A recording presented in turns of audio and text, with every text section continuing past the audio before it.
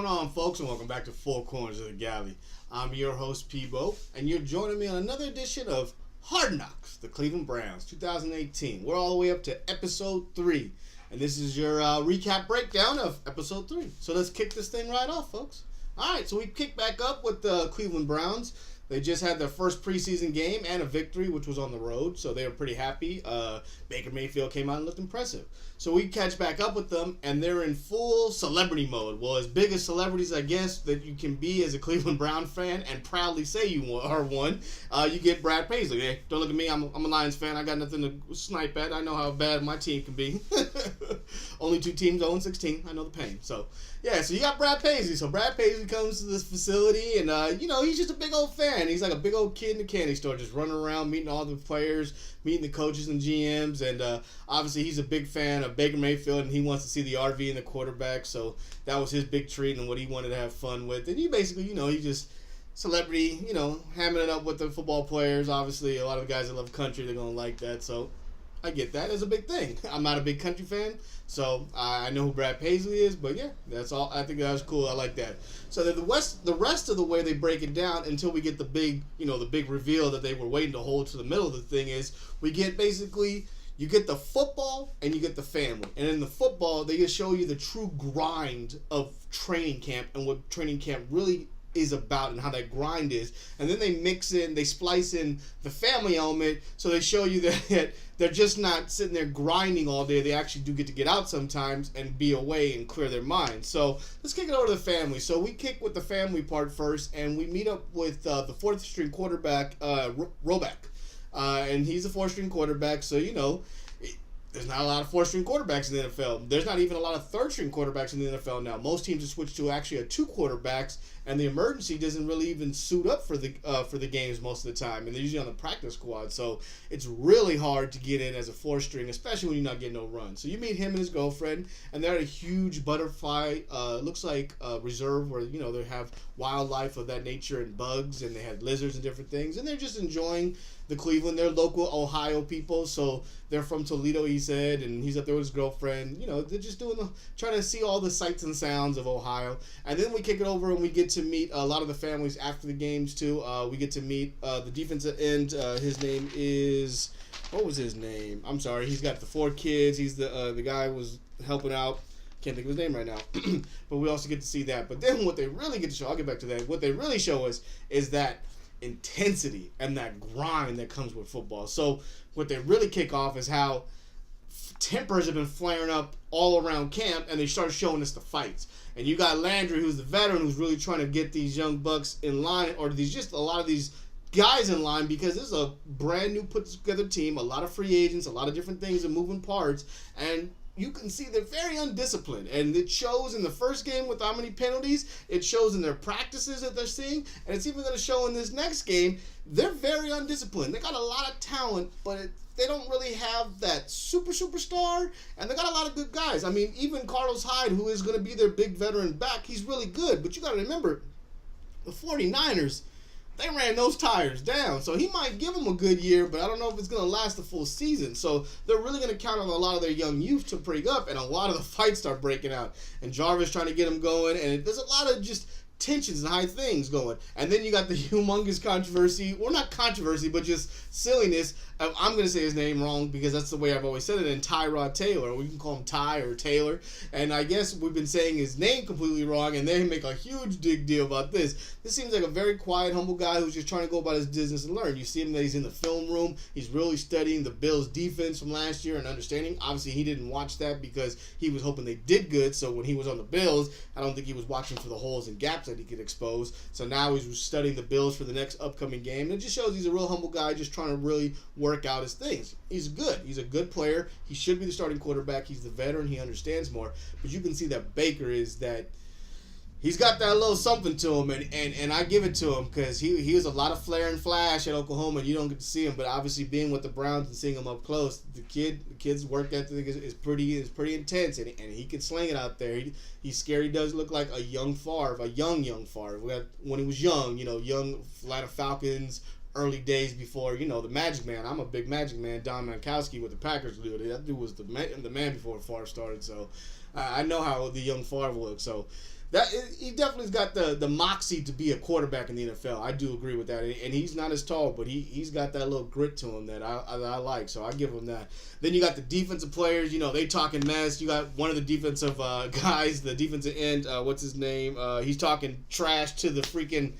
He's talking trash to the Todd Haley, the offensive coordinator, and he's just talking out of his Carl Nessa, and all the coaches are getting on him. Obviously, he's a young kid that they want, and they think they're going to see something out of. He's the defensive end. He's the pass rusher. He's huge now in the NFL. With the game switching over to passing more, he's the number one component on the defensive end that has to get to the quarterback, and he's really big part of what needs to happen for the Browns for them to be successful, because they got Myles Garrett on the other side, and he's an animal. But if you can lace him up with somebody on the other side, like the Houston Texans with J.J. Watt and freaking Clowney, you're pretty monstrous. So they're definitely working over on that. So they've got lots of the fights, the heated stuff. Everybody's going crazy. And then they bring in a little fun. So they mix a little of the family plus a little bit of the office, where they introduce us to the team dog, Moose. And Moose just seems like he's got full reign on the facility. This dog basically goes everywhere. Everyone spoils him. Everyone's giving him food and then petting him. And he gets to roam Cleveland Browns. I mean, that dog is probably one of the luckiest dogs in the world. He looked very happy and very comfortable. I thought that was really cute to show that. And then they introduce us to their first character, of course, and we get their offensive line coach, whose name is escaping me. But this dude is definitely an old school football player, old school everything.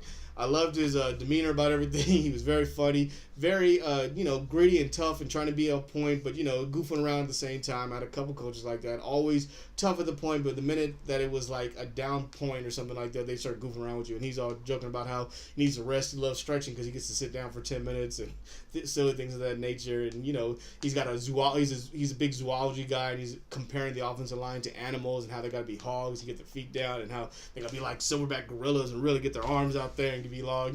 He's really trying to show them the phonetics of how human beings and animals are very similar and how they can get down and really use their base to block and really push people. So it's very interesting. I like how they do that. So that was all great, and they get the different thing, and then bam, we get hit with Superstar. And now it's Dez time.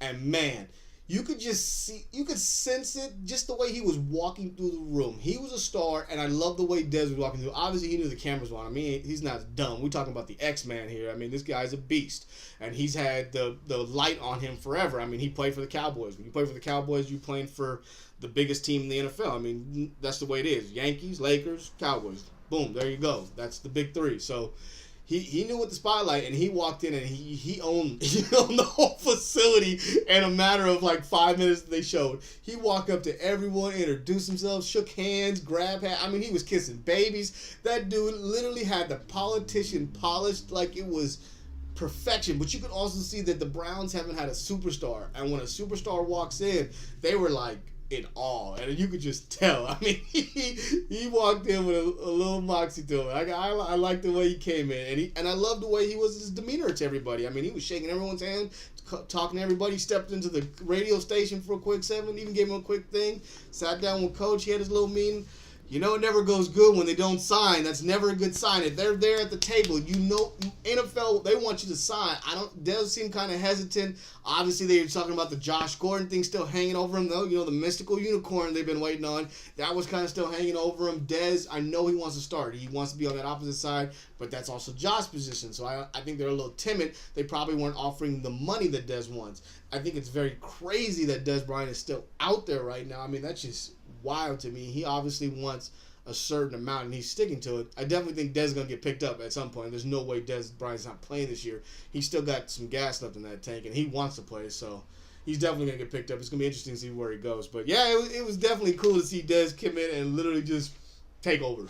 Just take it over. I thought that was so cool. He just completely took it over. So they kick over to Josh, and they start talking about how Josh might be coming. And then we get to the night before the game. Now, this is their first home game, so they treat this like a real serious thing. But instead, they go to the hotel, and they set up like it's a road game instead of being at home where they can just go to the stadium. And they do night before preparation meetings. And they do full-blown team meetings, and they meet with the coaches, and they go over game plans and strategies, and they actually are planning out things because they're treating it like a true game.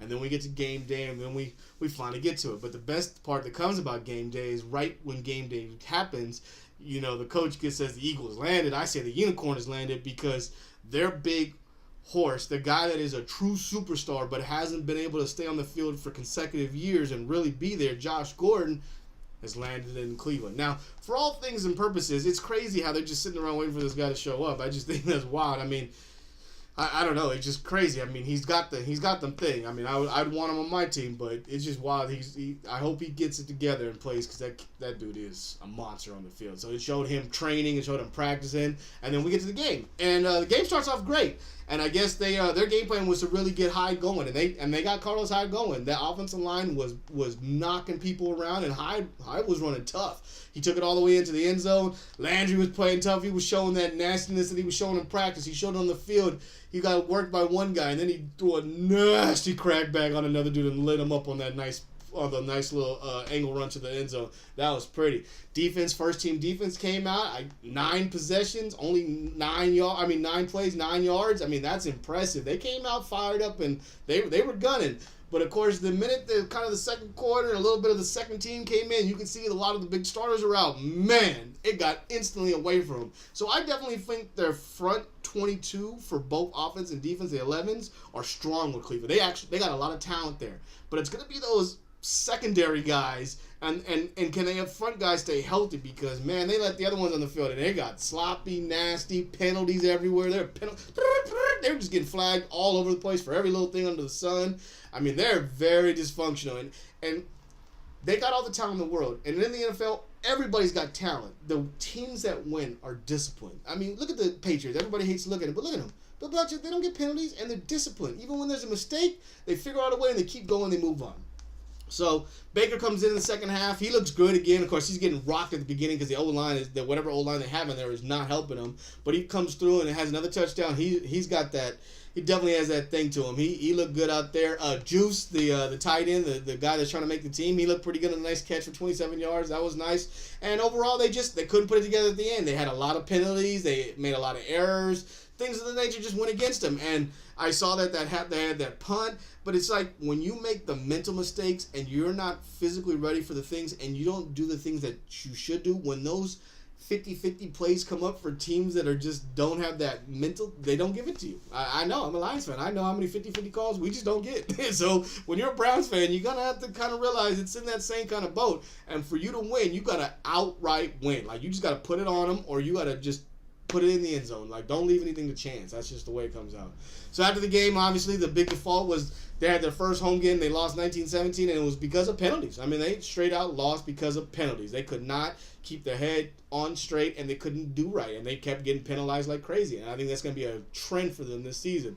And of course, at the end, they have their little fun clips where they're talking about all the different things, and people are now watching Hard Knocks, and they're making fun of the different people because they're telling the 4-string guy, "Did you get the snacks ready?" Juice, and they're yelling out the other guys, and then everybody's tripping out because the one guy who's talking about you invest 10%, you can earn 10%. Everybody wants to get on his investment plan. He's like 20%. He's even bragging even harder. So it definitely is fun. They definitely injected a lot because they got Josh Gordon there and Dez. They have Brad Paisley at the beginning because a lot in the middle is they don't have a lot of personalities, or people just don't want to talk to the camera, and because they don't seem like they're catching a lot of like the fun footage, or there's nobody really taking over the show right now. It's just kind of they're trying to find their bearings, and it seems like a team really trying to come together, and yet they have these cameras following them around. They have to do with the cameras because it's part of their deal. So, all right, well, there you go, folks. There was Hard Knocks episode 3.